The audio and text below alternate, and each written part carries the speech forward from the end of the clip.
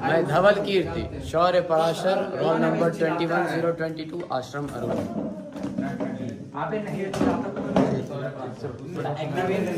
मैं रत्न प्रभा नेम रमन राज roll number 21007 आश्रम गौतम। मैं मणिभद्र नाम रजत हिमाद्री क्रमांक 20025 आश्रम विक्रम 48 चलता हूँ। अब नाम कुमार निधीश आश्रम कपिल रोल नंबर 21023। मैं नट नाम अनुराग कुमार बारिक आश्रम अरविंद क्रमांक 2225। मैं प्रहरी आश्रम अरुण नवीन कुमार मिश्रा नाम रोल नंबर 21064। मैं प्रतिहारी 1 नाम अंकुश राज क्रमांक 22057 आश्रम अशोक। मैं नटी नाम देवांशु पांडे क्लास 7 बोस आश्रम। मैं प्रताहारी 2 नाम मिथिलेश कुमार चलता ठीक है। मैं घटोत्कच नाम रविराज क्रमांक 20024 आश्रम भाभा। मैं कोदन रोल नंबर 20034 आश्रम अर्जुन। मैं प्रियदर्शिका नाम मयंक कुमार क्रमांक 21013 आश्रम कर्ण। मैं प्रहरी नंबर 2 नाम शिवम कुमार क्रमांक 21030 आश्रम कर्ण। मैं सम्राट समुद्रगुप्त नाम शाश्वत आनंद क्रमांक 20037 आश्रम प्रदीप।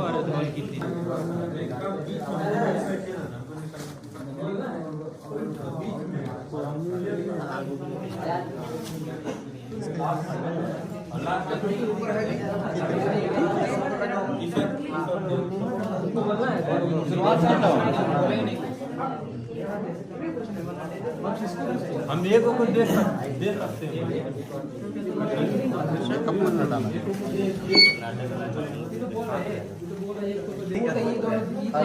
हम जाएंगे भी जाएंगे।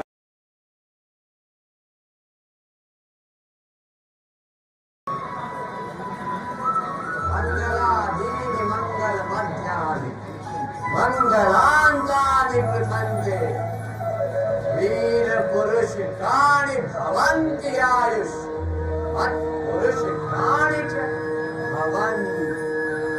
सर्वे भवन्तु सुखिनः सर्वे सन्तु निरामया सर्वे भद्राणि पश्यन्तु मा कश्चित् दुःखभाग् भवेत्। गगन के इस पार क्या पाताल के उस पार क्या है क्या जटिल के पार जग जिस पर क्षमा आधार क्या है। दीप तारों के जलाकर कौन मिट करता दिवाली चांद सूरज धूप किसकी आरती करते निराली। चाहता है सिंधु किस पर जल चढ़ाकर मुक्त होना चाहता है मेघ किसके चरण को अविराम धोना। तिमिर बल के खोल कर प्राचीन दिशा से झांकती है मांग में सिंदूर ले उषा किसे नित ताकती है। गगन में संध्या समय किसके सुयश का गान होता पक्षियों के राग में किस मधुर का मधुगान होता। पवन पंखा झल रहा है गीत कोयल गा रही है कौन है जिसमें निरंतर जग विभूति समा रही है। धूलिका से कौन रंग देता तितलियों के परों को कौन फूलों के वसन को कौन रवि शशि के करों को। कौन निर्माता कहाँ है नाम क्या है धाम क्या है आदि का निर्माण क्या है अंत का परिणाम क्या है। खोजता वन वन तिमिर का ब्रह्म पर पर्दा लगाकर ढूंढता है अंध मानव ज्योति अपने में छिपाकर। बावला उन्मत्त जग से पूछता अपना ठिकाना घूम अगणित बार आया आज तक जग को न जाना। सोचता जिससे वही है बोलता जिससे वही है देखने को बंद आंखें खोलता जिससे वही है। आंख में है ज्योति बनकर आंख में है ज्योति बनकर सांस में है वायु बनकर देखता जद निधन पल पल प्राण में है आयु बनकर। यदि मिला साकार, यदि मिला साकार तो वह अवध का अभिराम होगा। हृदय उसका धाम होगा, नाम उसका राम होगा।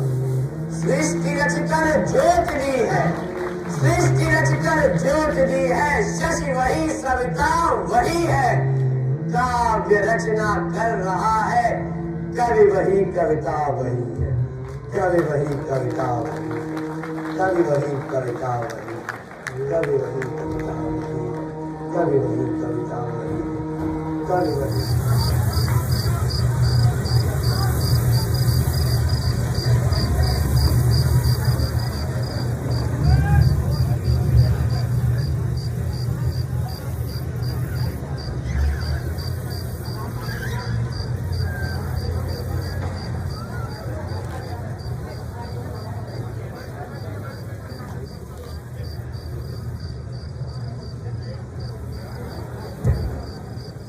सावन का हरित प्रभात रहा, अंबर पर है घनघोर घटा।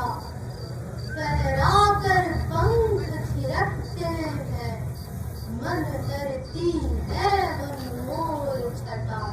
मन हरती है वनमोर छटा।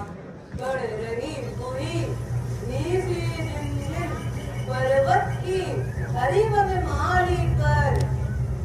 कहाँ कबीरा बोल रहा, तर तर की डाली डाली पर, तर तर की डाली डाली पर। कैसा अप्रतिम सुंदर है प्रभात। वह देखो, दूर क्षितिज से रक्तवर्ण के दिनकर अपनी रक्तिम प्रभा से संपूर्ण नील नभ पर अरुणिमा प्रसारित कर रहे हैं। उनके प्रकाश से संपूर्ण विश्व उज्ज्वलित हो रहा है। वह वृंद अपनी नीलों से बाहर दाना लेने के लिए निकल रहे हैं। कितना अच्छा है हमारे सम्राट समुद्रगुप्त का राज।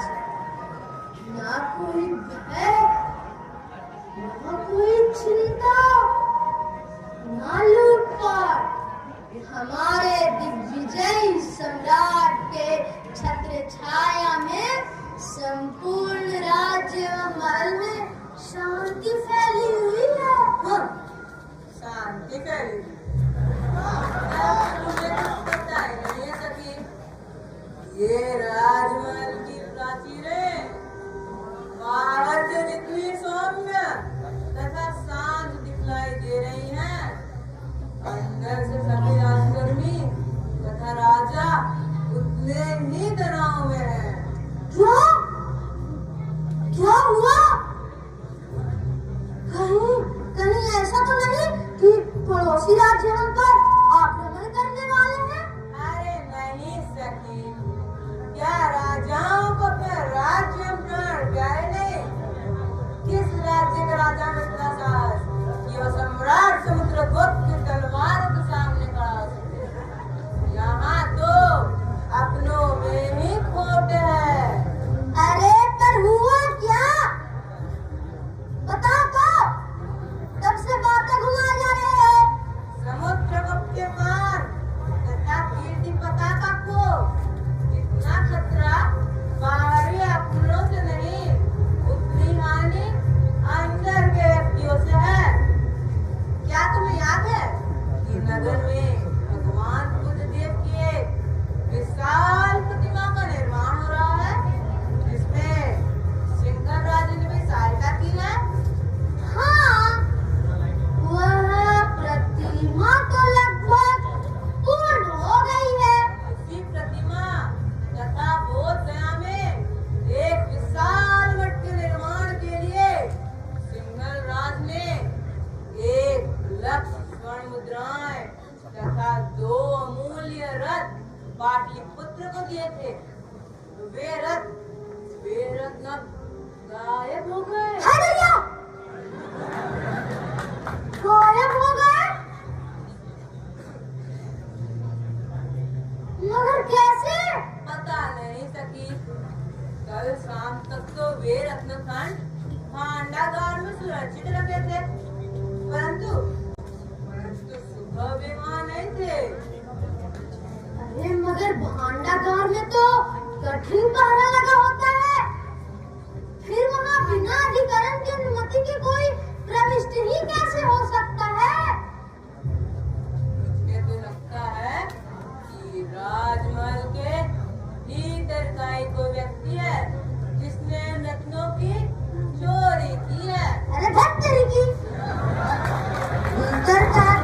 गोली की है।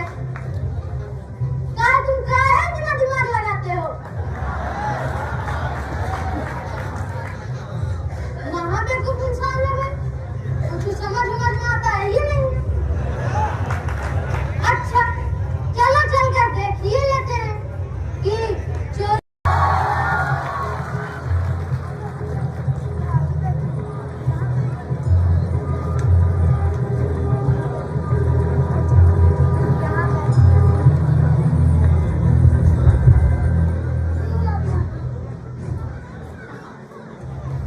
सम्राटों के सम्राट, महाराजाओं के महाराज, सत्यत विजेता,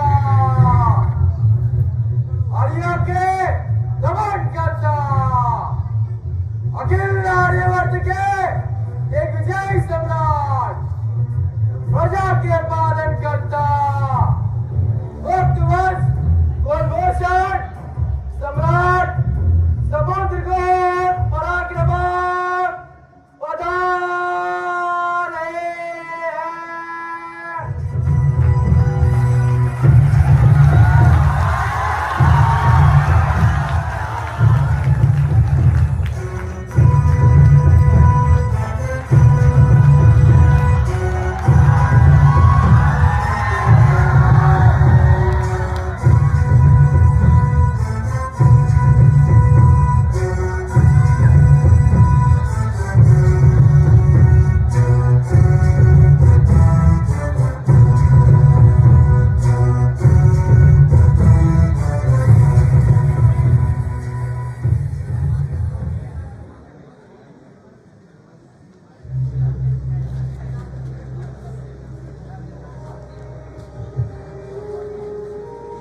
तो अब यह निश्चय है कि भांडागार में वे रत्न नहीं है। यह तो आपने स्वयं देखा सम्राट, किंतु भांडागार से उन रत्नों की चोरी हो जाना तो आश्चर्यजनक है।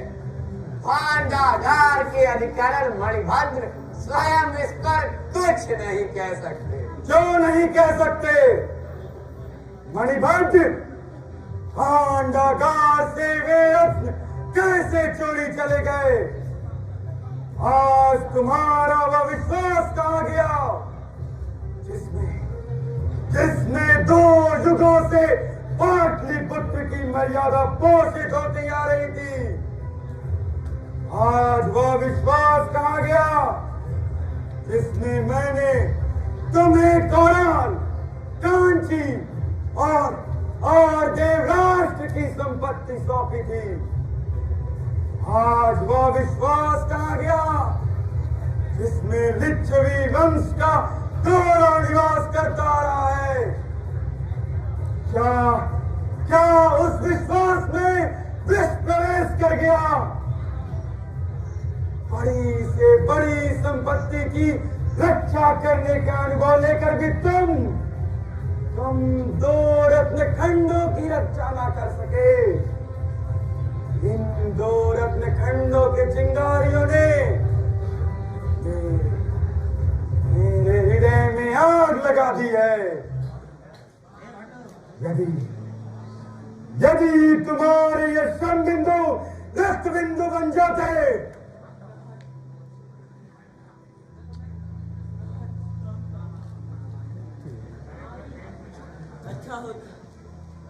अच्छा होता यदि मेरे प्रत्येक रोग से रक्त बिंदु निकलकर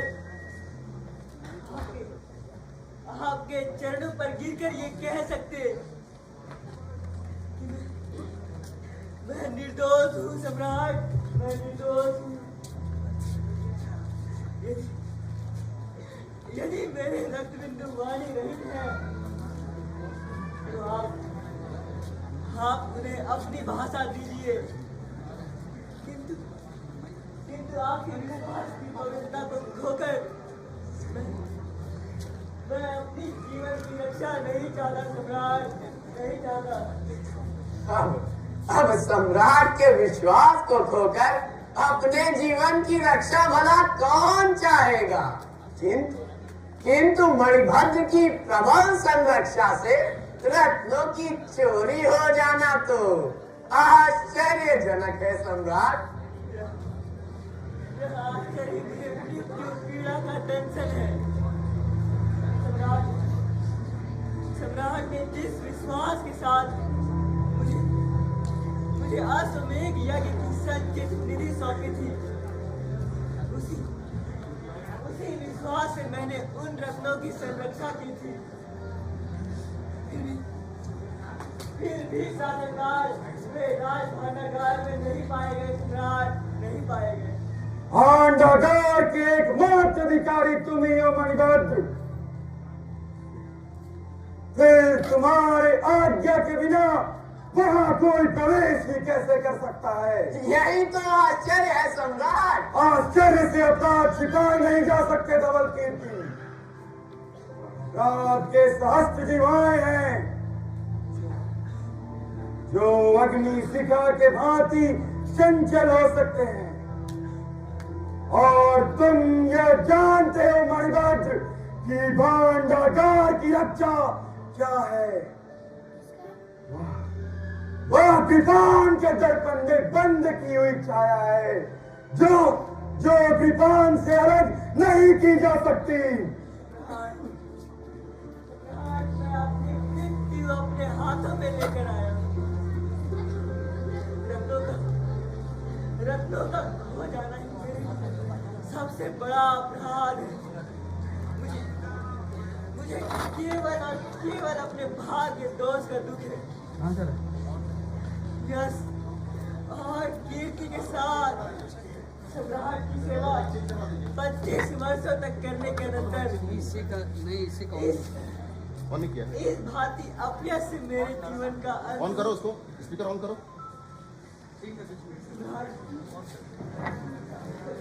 मैं आपसे अपनी मृत्यु मांगने आया हूँ सम्राट, मैं आपसे अपनी मृत्यु मांगने आया हूँ। तुम्हें भी मुझसे मृत्यु मांगने की आवश्यकता है।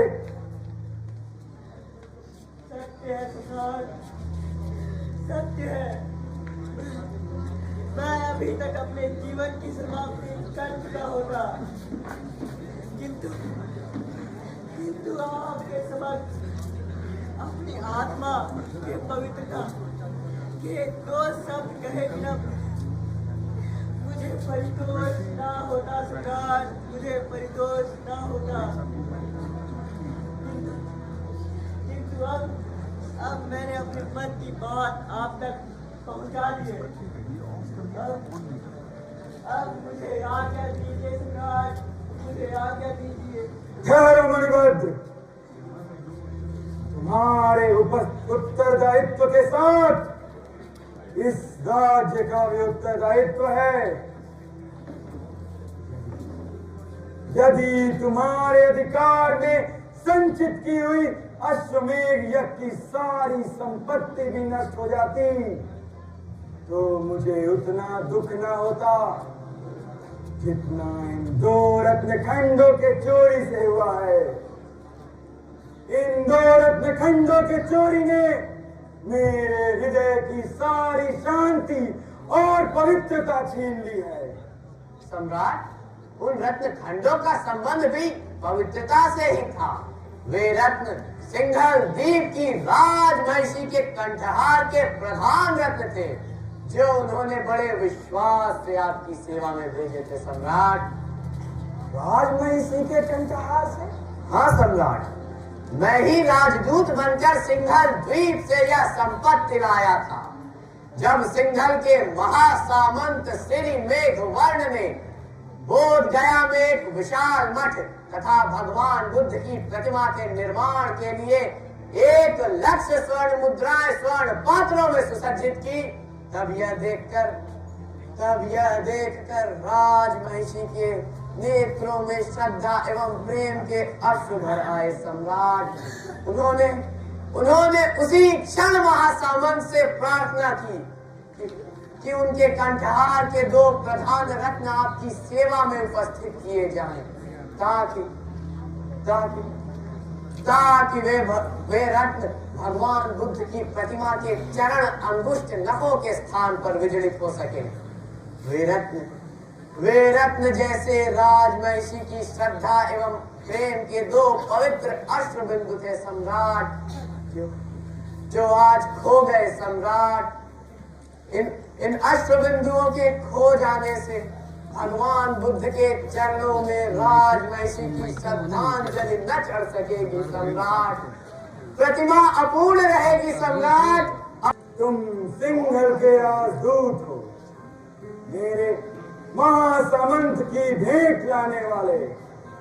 आज मैं तुम्हारे समक्ष यह प्रतिज्ञा करता हूं कि यदि सम्राट समुद्रगुप्त उन रत्नों को न खोज सका,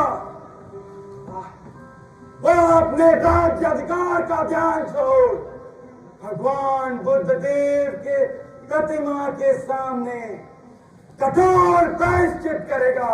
सम्राट रुको राजदूत, यह प्रतिज्ञा समस्त साम्राज्य के भाग्य निर्णय के साथ घोषित की जा रही है। यह बुद्ध देव के प्रति मेरे अपराध का दंड है। राजमहिषी के विश्वास की रक्षा न कर सकने वाले का प्रायश्चित है। मेरी घोषणा प्रचारित हो और राज भांडागार के अधिकरण का कलंक भी अमर हो। वह किस रूप में हो, इसका निर्णय अभी होगा। सम्राट, आपके इन शब्दों में मृत्यु भी मेरा उपहास कर रही है। जीवन का एक एक क्षण सूर की भांति मुझे चुभ रहा है सम्राट। सूर की भांति मुझे चुभ रहा है सम्राट। मैं आपकी सेवा से जाने की आज्ञा चाहता हूँ, जिससे मैं अपने कलंकित जीवन को और अधिक कलंकित ना कर सकूं सम्राट, ना कर सकूं। मुझे आपकी सेवा से जाने की आज्ञा दीजिए सम्राट, आज्ञा दीजिए। नहीं मणिभद्र, मेरे प्रतिज्ञा में तुम्हारी सहायता अपेक्षित होगी। तुम्हारे आत्महत्या से मेरा अपराध मिटेगा नहीं। मुझे तो कुछ बातों को जानने की आवश्यकता है। सम्राट, यदि एकांत की आवश्यकता हो तो मुझे आज्ञा दे सम्राट। नहीं राहुल कीर्ति, ठहरो। तुम्हारे ही संरक्षण में ये मठ और प्रतिमा निर्मित हुई है, इसीलिए तुम्हारी भी उपस्थिति आवश्यक होगी। मुझे पूर्ण विश्वास है कि तुम अपने प्रयत्नों से मेरे प्रतिज्ञा में सहायता अवश्य पहुंचाओगे। विश्वास पात्र मणिभद्र, सर्वप्रथम वे रत्न तुम्हारे अधिकार में कब आए? आज से 10 दिन पूर्व सम्राट। फिर तुमने उन्हें कहाँ सुरक्षित किया?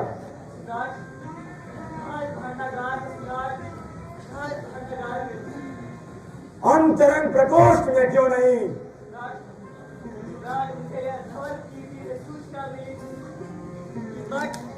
और प्रतिमा का कार्य संपूर्ण हो गया है और वे शिल्पियों को सौंप दिए जाएंगे। अतः अंतरंग प्रकोष्ठ की आवश्यकता महासामंत से मुझे यही आज्ञा मिली थी सम्राट कि मैं शीघ्र मठ और प्रतिमा के निर्माण का कार्य संपूर्ण कर दूं और सिंघल द्वीप के भिक्षुओं को बोध गया में बड़ा कष्ट होता है। इसीलिए उनकी सुविधा हेतु मठ का निर्माण आवश्यक था सम्राट। किंतु इसमें आपकी भी प्रशंसा नहीं की जा सकती सम्राट की। कि भागवत धर्म में आचरण रखते हुए भी आपने बौद्ध भिक्षुओं के लिए मठ निर्माण की आज्ञा दे दी सम्राट। ये मेरी प्रशंसा का अवसर नहीं है धवल कीर्ति। तो क्या तुमने मठ और प्रतिमा की शीघ्र व्यवस्था करने की प्रेरणा से मणिभद्र को उन रत्नों को अंतरंग प्रकोष्ठ में रखने से रोक दिया? हाँ सम्राट, शिल्पी प्रतिमा निर्माण का कार्य संपूर्ण कर चुके थे। दो एक दिनों में ही वे रत्न भगवान बुद्ध के चरणों में विजड़ित कर दिए जाते हैं।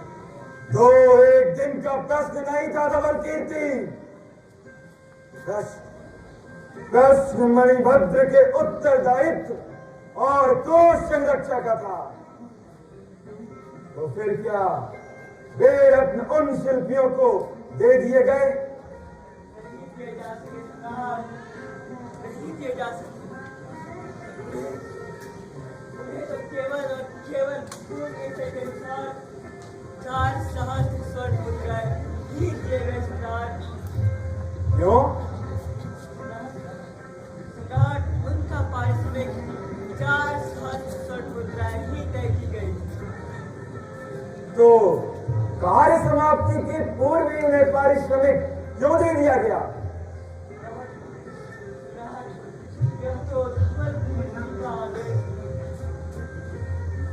क्यों धवल कीर्ति? क्या तुम्हारा यह निर्देश सत्य है? सत्य है सम्राट। मैं उन शिल्पियों से अति प्रसन्न था। वे शिल्पी अत्यंत सात्विक प्रवृत्ति वाले हैं। मुझे विश्वास था सम्राट कि वे पारिश्रमिक मिलने के पश्चात भी रत्न जड़ने का कार्य संपूर्ण करेंगे। ऐसे कितने शिल्पी थे? केवल 2 थे सम्राट। उनके नाम? घटोत्कच और वीरबाहु सम्राट। इस समय वे कहाँ होंगे? इस समय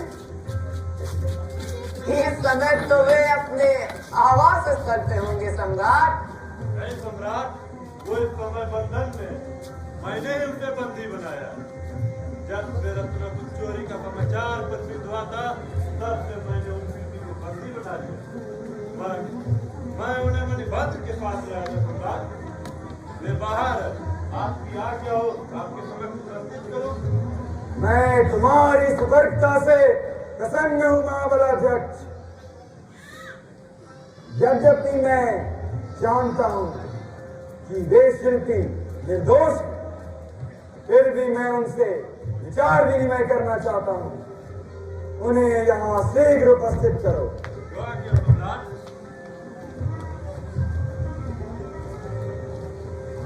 धवल कीर्ति, तो तुम उन शिल्पियों के कार्य से अत्यधिक प्रसन्न थे।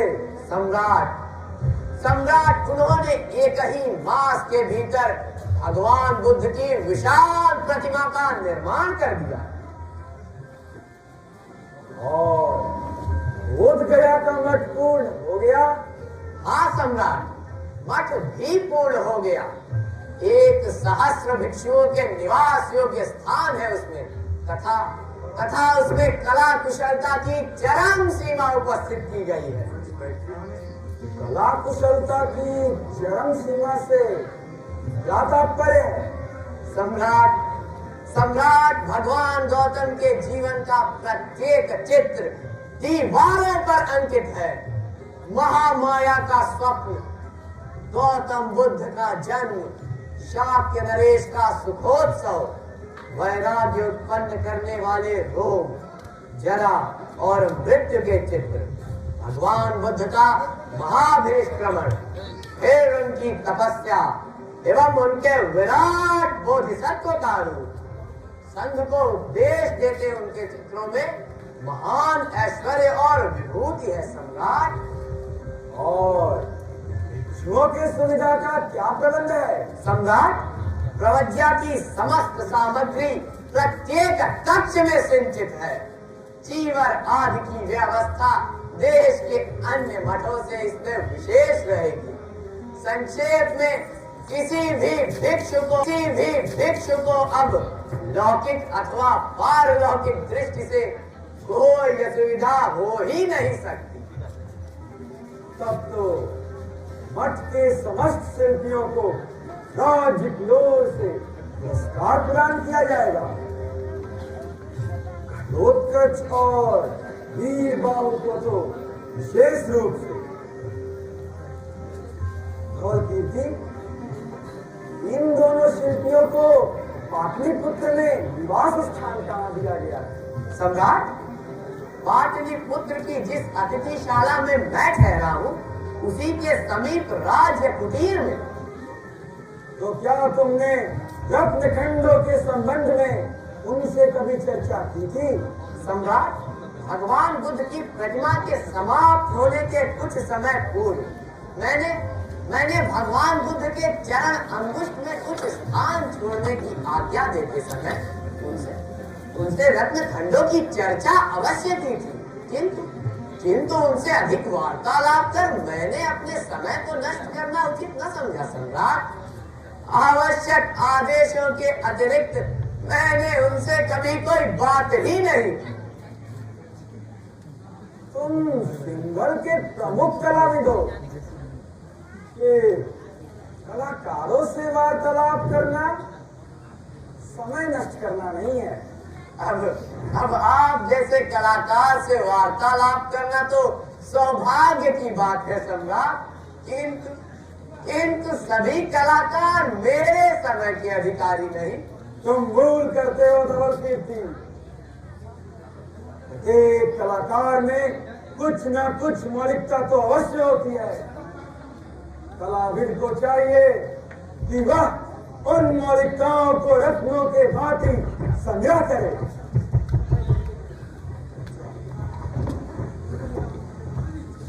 लीजिए सम्राट, शिल्पी भी आ गए। सम्राट की जय। सम्राट, दोनों शिल्पी यहाँ उपस्थित है। आपकी आज्ञा हो भीतर आओ। उन्हें यहाँ शीघ्र उपस्थित करो। जो आज्ञा सम्राट। और कीर्ति, ये दोनों शिल्पी क्या सिंघल के ही निवासी हैं? सम्राट, इनका आज स्थल तो सिंघल द्वीप ही है, किंतु अपनी कला प्रियता के कारण ये संपूर्ण देश में भ्रमण करते हैं। सम्राट, यह शिल्पी घटोत्कच और वह वीर बाहु।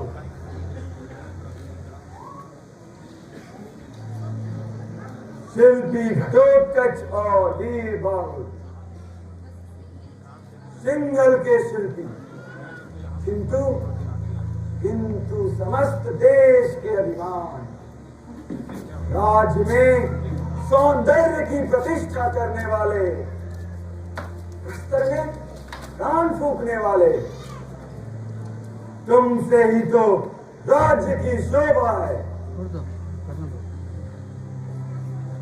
इसीलिए तुम किसी भी दंड विधान से दंडित नहीं किए जा सकते। इन्हें बंधन मुक्त किया जाए।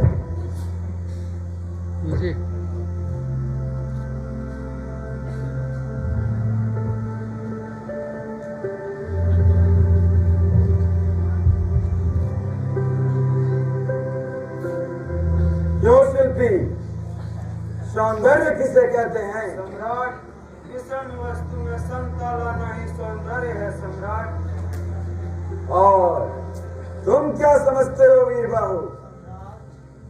हृदय में अनुराग सृष्टि का साधन ही सौंदर्य है सम्राट। यदि चोरी के प्रति हृदय में अनुराग हो तो क्या वह भी सुंदरता है शिल्पी? सम्राट, यदि चोरी सात्विक भावों से की गई हो तो वह सुंदरता है सम्राट। सात्विक भावों से? सात्विक भावों से कौन सी चोरी होती है? कला, कविता और नारी हृदय की सम्राट, जिसमें निरीहता और पवित्रता होती है। और रत्नखंडों की चोरी शिल्पी? रत्नखंडों की चोरी वह तो एक कृष्णा है सम्राट, जिसका रूप दुख और फल पाप है सम्राट, पाप। क्या तुम्हें ज्ञात है कि सिंघल से भेजे गए 2 हीराखंड चोरी चले गए?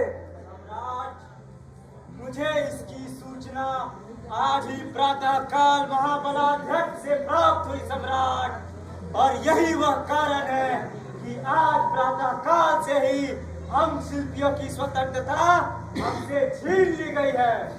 हमारी रक्षा कीजिए सम्राट, हमारी रक्षा कीजिए। तुम दोनों की पूर्ण रक्षा होगी। पहले मेरे कुछ प्रश्नों के उत्तर दो। प्रश्न कीजिए सम्राट। क्या तुम्हें 2 सहस्त्र स्वर्ण मुद्राएं प्राप्त हो गए? जी सम्राट। और घटोत्कच, तुम भी पुरस्कृत हो चुके हो? जी सम्राट। तुम दोनों कार्य समाप्ति के पूर्व ही पुरस्कृत क्यों हुए? शायद धवल कीर्ति की प्रसन्नता ही इसका कारण है सम्राट। क्या हमारी कार्य कुशलता सम्राट? क्या इस बात की संभावना है कि वे 2 हीराखंड उन 2 सहस्त्र स्वर्ण मुद्राओं के साथ ही चले गए हो? नहीं सम्राट, यदि उन 2 सहस्त्र स्वर्ण मुद्राओं में वे रत्नखंड मिलते तो मैं इसकी सूचना मणिभद्र को अवश्य देता सम्राट, अवश्य देता। और तुम्हारा क्या कथन है वीरबाहु? सम्राट, यदि उन 2 सहस्त्र स्वर्ण मुद्राओं में यदि एक मुद्रा भी अधिक होती तो मैंने उसे मणिभद्र को वापस लौटा दिया होता सम्राट, वापस लौटा दिया होता। इस बात का प्रमाण? सम्राट, निर्मल हृदय का प्रमाण तो केवल निर्मल हृदय ही पा सकता है सम्राट। क्यों शिल्पी, क्या तुम्हें मेरे हृदय की निर्मलता पर विश्वास नहीं? नहीं सम्राट, हमें पूर्ण विश्वास है, इसलिए तो आपसे निवेदन करना चाहते हैं। और दूसरी बात यह है कि आज तक मैंने भगवान बुद्ध की अनेक प्रतिमाओं का निर्माण किया है। उनके प्रतिमाओं का निर्माण करते करते और उनके जीवन के चित्रों को अंकित करते करते मेरे हृदय में, मेरी कला में स्वयं तथागत की प्रतिमा का निर्माण हो गया है।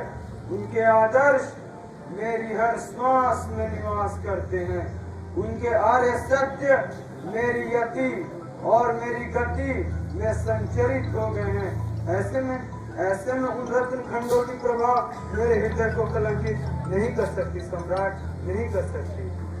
और तुम वीरबाहु? सम्राट, जो 2 हीराखंड भगवान बुद्ध देव के चरणों पर स्थान पाने के लिए भेजे गए थे, वे 2 हीराखंड निर्जीव थे और हमारा हृदय सजीव।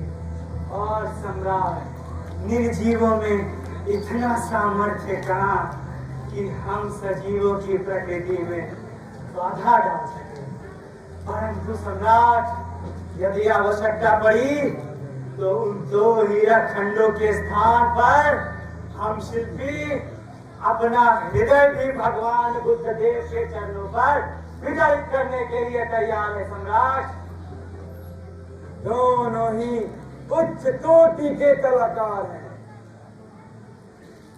तो कच्छ बुद्ध देव के प्रतिमा का निर्माण हो गया? जी सम्राट, वो तो पिछले सप्ताह ही पूर्ण हो गया है। फिर रत्नखंडों को प्राप्त करने में इतना विलंब क्यों? सम्राट, मैंने रत्नखंडों की पाने की याचना धवल कीर्ति से की थी, किंतु उन्हें तो अवकाश ही नहीं था। धवल कीर्ति को अवकाश नहीं था? क्यों धवल कीर्ति? सम्राट, मैं तो पाटलिपुत्र का उपासक हूँ सम्राट। इसके सौंदर्य दर्शन की अभिलाषा वर्षों से मेरे मानस पटल में दबी हुई थी सम्राट। मैं यहाँ आकर मैं यहाँ आकर इसे अधिक से अधिक देखने के अवसर प्राप्त करना चाहता था सम्राट। मैं अपने जीवन की अनुभूतियां आप ही के राज्य के उद्यानों तथा सरोवरों में प्राप्त करता था सम्राट, किंतु शिल्पियों की आवश्यकता का मुझे सदैव ध्यान था सम्राट। मैंने उन्हें कभी कोई असुविधा नहीं होने दी। जब मैंने आपकी सेवा में आने की चेष्टा की तब मुझे ज्ञात हुआ कि पाटलिपुत्र में आकर आपको नृत्य कला में विशेष अभिरुचि है। आप नृत्य कला के भाव भंगिमाओं के चित्र संग्रह में इतने व्यस्त हैं कि आपको मेरी प्रार्थनाओं को सुनने का अवकाश ही नहीं था। मेरी रुचियों की समालोचना करने का तुम्हें कोई अधिकार नहीं। शांत और कीर्ति।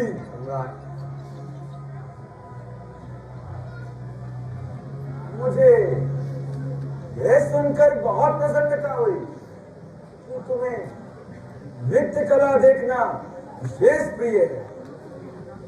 तुमने पाटलिपुत्र के राज्य नर्तकी का नृत्य संभव न देखा हो, वह भी मैं तुम्हें दिखलाने का प्रयत्न करूंगा। आपकी विशेष कृपा होगी सम्राट। मैं उसे अभी दिखलाने का प्रबंध करता हूँ। महाबलाध्यक्ष जी सम्राट, आप इन शिल्पियों को न्याय सभा के उत्तरशाला में स्थान दें। जो आज्ञा सम्राट। शिल्पी घटोत्कच और वीरबाहु, तुम्हारे उत्तरों से मैं प्रसन्न हूँ।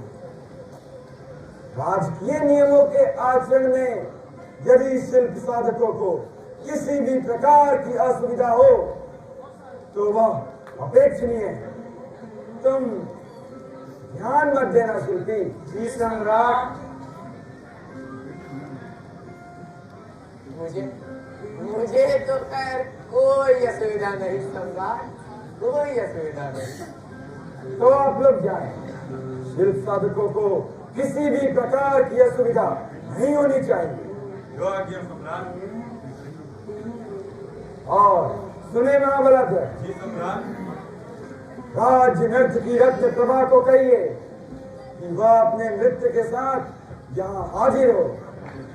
आज मैं धवल कीर्ति के साथ नृत्य देखूंगा। जो आज्ञा सम्राट।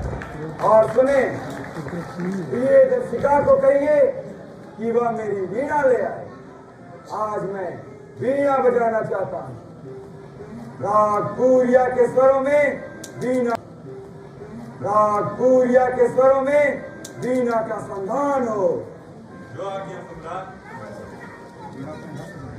मणिभद्र, दुर्भाग्य से यदि यह तुम्हारी अंतिम रात्रि हो तो मैं भी अपने सम्राट का वीणा सुनने की अवसर होना मिले।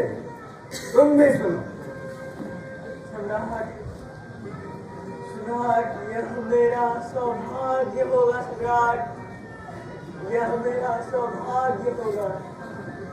तो सम्राट मुझे आज्ञा दे। क्यों धवल कीर्ति, क्या तुम मेरी वीणा नहीं सुनोगे और राज्य नर्तकी का नृत्य नहीं देखोगे? तुम तो बड़े भारी कलाकार हो।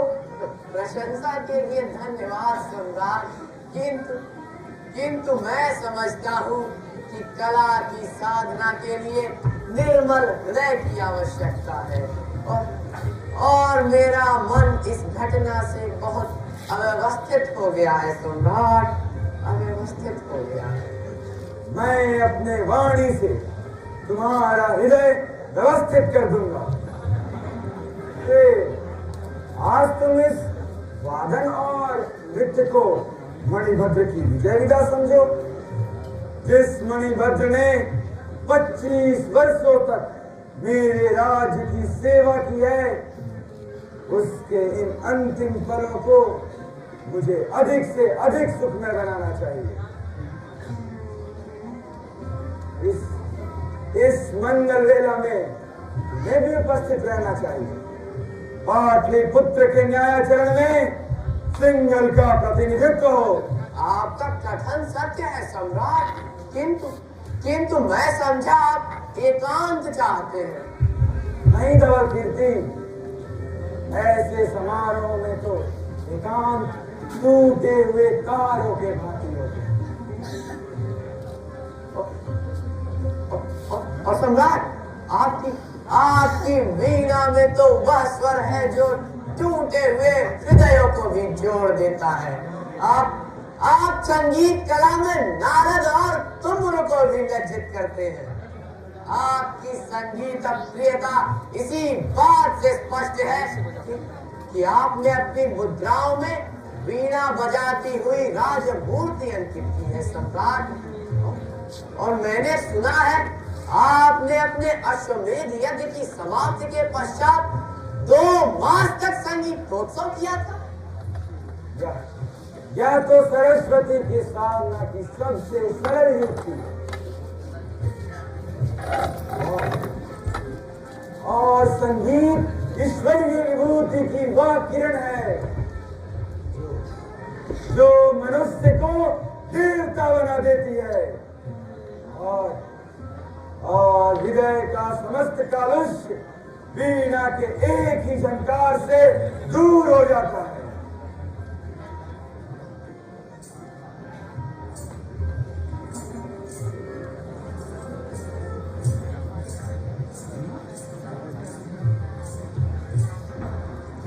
आओ प्रिय दर्शके, आज मैं फिर वीणा बजाना चाहता हूं। एकांत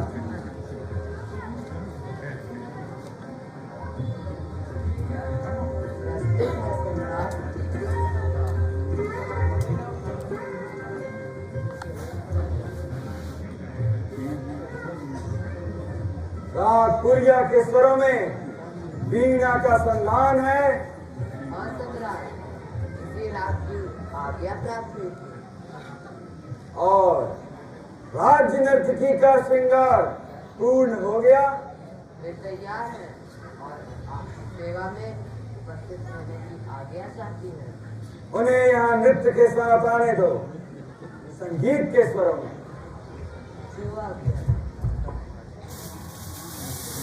सुनो धवल कीर्ति, रागपुरिया के स्वरों में वह भावना है जिससे करुणा की समस्त मूर्छनाएं एक ही बार में हृदय में जागृत हो जाती हैं। मानो सारा संसार तरल होकर किसी के आंखों से आंसू बनकर निकलना चाहते हैं। तारिकाएं पतली किरणों में प्रार्थना करने लगती हैं। कलिकाएं सुगंधी की वेदना से पुष्प बन जाते हैं और बिंदु में डूबकर पृथ्वी के चरणों में आत्मसमर्पण करने लगते हैं। अच्छा, तो सुनो बार आगे।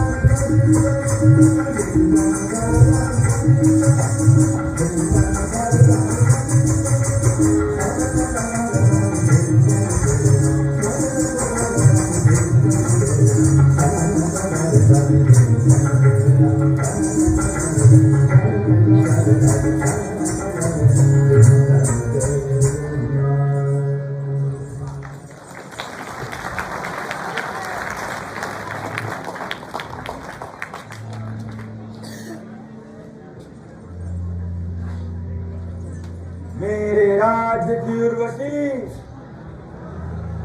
हे अनंत सुंदरी, तुम बहुत सुंदर नृत्य करती हो।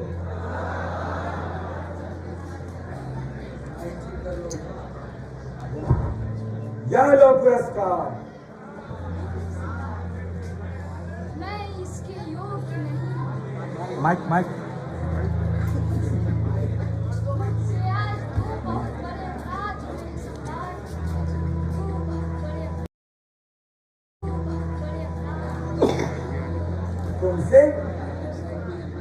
तुमसे कभी कोई अपराध नहीं हुआ? कौन सा अपराध? पहला अपराध तो यह है कि मैं आपकी मधुर वीणा के अनुरूप नृत्य नहीं कर सकती। आपके संगीत की मर्यादा कभी भंग नहीं हुई सम्राट, कभी भंग नहीं। और आज मेरे नृत्य के कारण आपका संगीत कलुषित हो गया है सम्राट, कलुषित हो गया। नहीं रक्त प्रवाह, तुमने अपने नृत्य से तो मेरे स्वरों में सहायता ही पहुंचाई, हानि नहीं। सम्राट, मैं गई थी। आपने कभी मेरे नृत्य के साथ वीणा नहीं बजाई, और आज आपने मेरे नृत्य को अनंत गौरव प्रदान किया है सम्राट, अनंत गौरव प्रदान किया है। यह तो कला के साधना में आवश्यक है। अच्छा, दूसरा अपराध कौन सा था? सम्राट, आज आपने इतनी मधुर वीणा बजाई कि संगीत की इस दिव्य अनुभूति में मेरे हृदय के समस्त कालुष्य दूर हो गए। और आज मैं अपना अपराध स्वीकार करने के लिए प्रस्तुत हूँ। मैं उत्सुक हूँ सुनने के लिए रक्त प्रवाह। सरदार, राज नर्तकी होकर मैंने किसी अन्य व्यक्ति से भेंट स्वीकार किया। अन्य व्यक्ति से? किससे? मुझसे सम्राट, सिंघल के राजदूत धवल कीर्ति से सम्राट। तो इसमें कोई हानि नहीं। तुम तो हमारे राज्य के अतिथि हो, फिर तुमसे भेंट स्वीकार करना कोई अपराध नहीं है। फिर भी सम्राट, किसी अन्य देश के व्यक्ति से भेंट स्वीकार करने की आज्ञा मेरी आत्मा मुझे नहीं देती सम्राट, मेरी आत्मा मुझे नहीं देती। उनकी भेंट मैं आपके चरणों में समर्पित करती हूँ। और यह सम्राट, सम्राट, ये हीराखंड वही है सम्राट, ये हीराखंड वही है। हम सम्राट प्रायश्चित नहीं करेंगे, हम सम्राट प्रायश्चित नहीं करेंगे सम्राट। ठहरो ठहरो मणिभद्र, खुशी से पागल मत बनो। राजदूत और कीर्ति,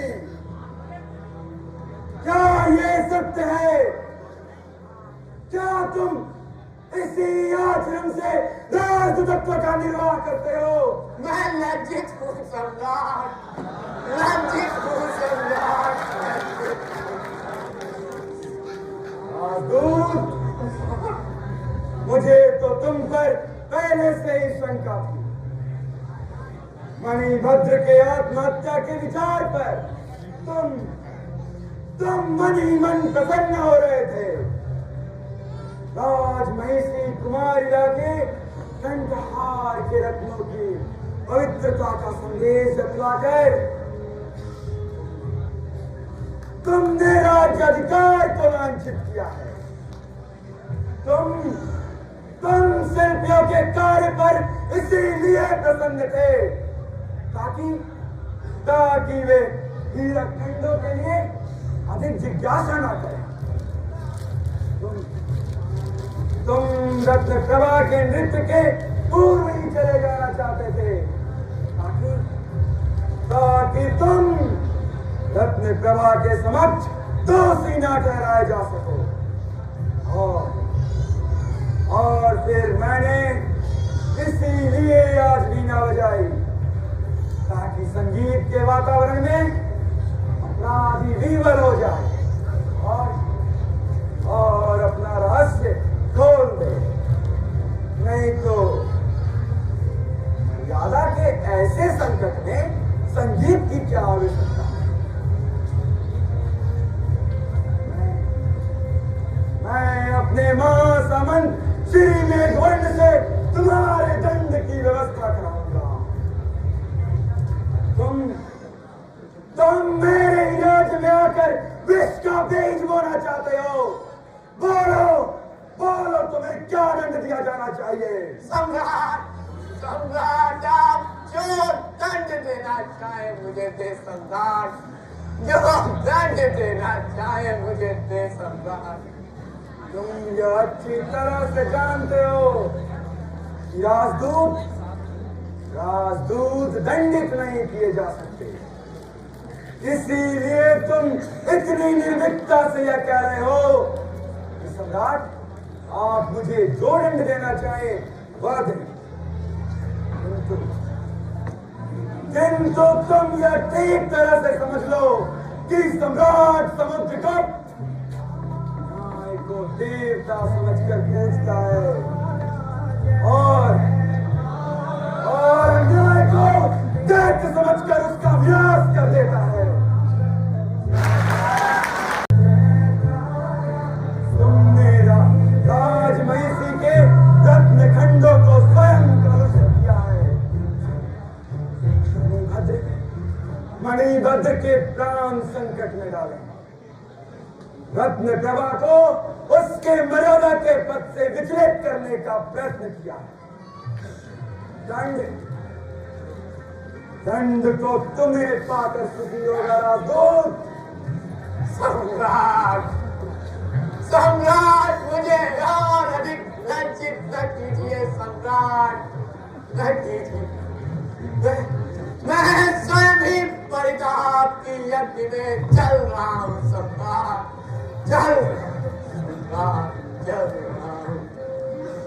तो क्या तुम उस परिताप के अग्नि की प्रकाश में यह स्पष्ट कर सकते हो कि तुमने मणिभद्र के प्रबल संरक्षा के बावजूद उन रत्नों को राज भांडागार से किस प्रकार मुक्त किए?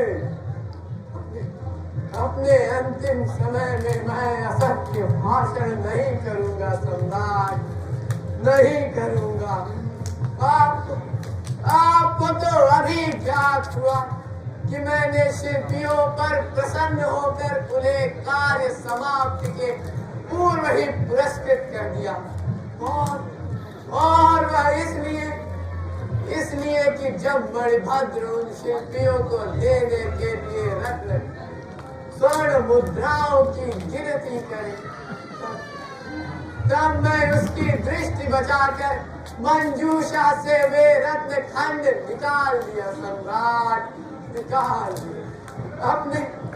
अपने कार्य की सरलता हेतु मैंने मणिभद्र को उन रत्न खंडों को भीतरी प्रकोष्ठ में न रखने का सुझाव दिया सम्राट।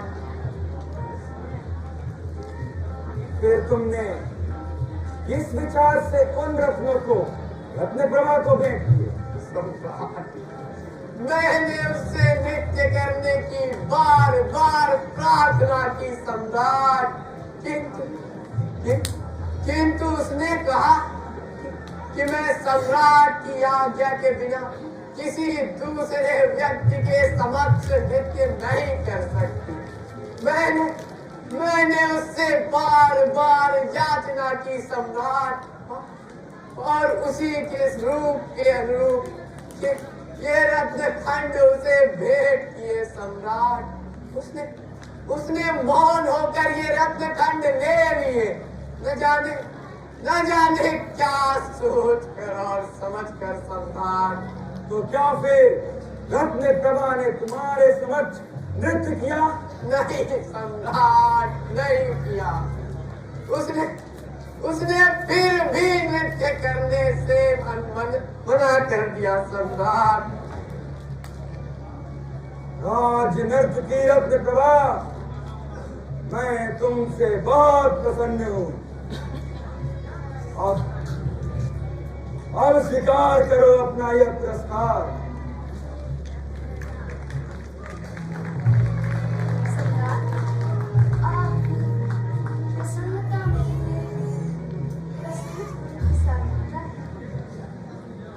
मुझे किसी और प्रश्न का उत्तर देना है सम्राट?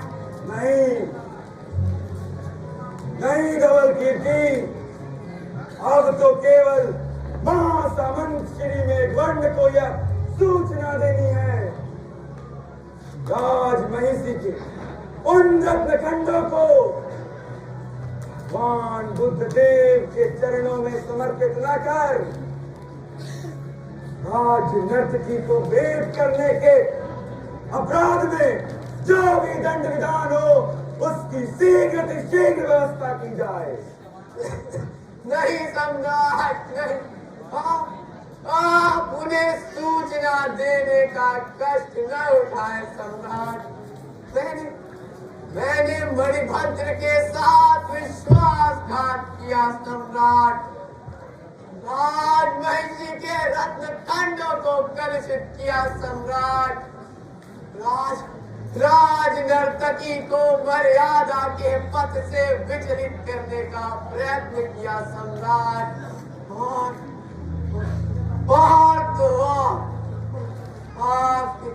आपके प्रायश्चित का अवसर उपस्थित किया सम्राट।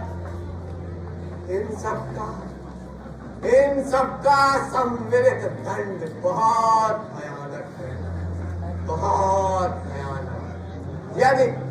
यदि मुझे 100 बार प्राण दंड भी दिया जाए तो भी वह पर्याप्त न होगा सम्राट, न होगा।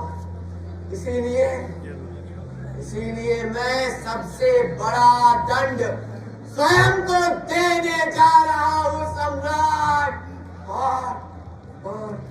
और वह है आत्महत्या सम्राट।